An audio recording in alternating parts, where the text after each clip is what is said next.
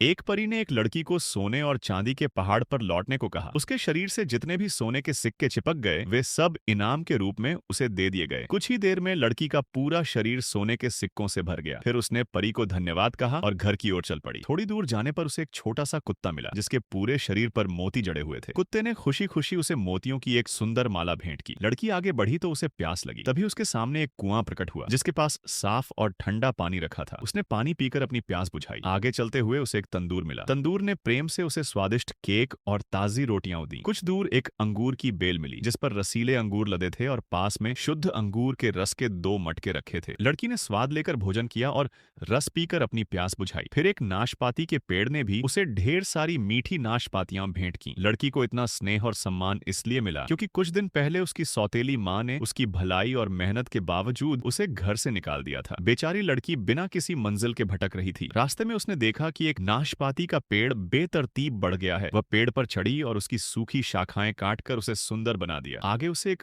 सूखती हुई अंगूर की बेल मिली। उसने उसकी जड़ों में पानी डाला और मिट्टी को ठीक किया। फिर उसे एक टूटा फूटा तंदूर, एक पुराना कुआं और एक गंदा उलझे बालों वाला कुत्ता मिला। लड़की ने बिना किसी स्वार्थ के सबकी मदद की और उनकी परेशानियां दूर कर दी। चलते चलते उसके सामने एक भव्य महल आया। महल में रहने वाली सुगंध परी ने उससे महल की सफाई करने का अनुरोध किया लेकिन चेतावनी दी कि 7वें कमरे में कभी मत जाना। लड़की ने परी की बात मानी और पहले 6 कमरों की अच्छी तरह सफाई कर दी। उसकी मेहनत और ईमानदारी से खुश होकर परियों ने उसे ढेर सारे सोने के सिक्के इनाम में दिए। यही उसके पिता बहुत खुश हुए लेकिन उसकी सौतेली माँ ईर्ष्या से जल उठी। उसने सोचा कि उसकी अपनी बेटी भी ऐसा ही धन लेकर आएगी, इसलिए उसने उसे भी किस्मत आजमाने के लिए बाहर भेज दिया। लेकिन उसकी बेटी आलसी, घमंडी और स्वार्थी थी। रास्ते में नाशपाती के पेड़, सूखती अंगूर की बेल, पुराने तंदूर, कुएं और कुत्ते ने उससे मदद मांगी पर उसने किसी की सहायता नहीं की। वह सबको तुच्छ समझकर आगे बढ़ती रही। आखिर वह भी उसी परी के महल पहुंची। परी ने उसे भी वही चेतावनी दी कि 7वें कमरे में मत जाना, लेकिन उसने बात नहीं मानी और चोरी छिपे 7वें कमरे का दरवाजा खोल दिया। कमरे के अंदर जहरीले सांप और डरावने जीव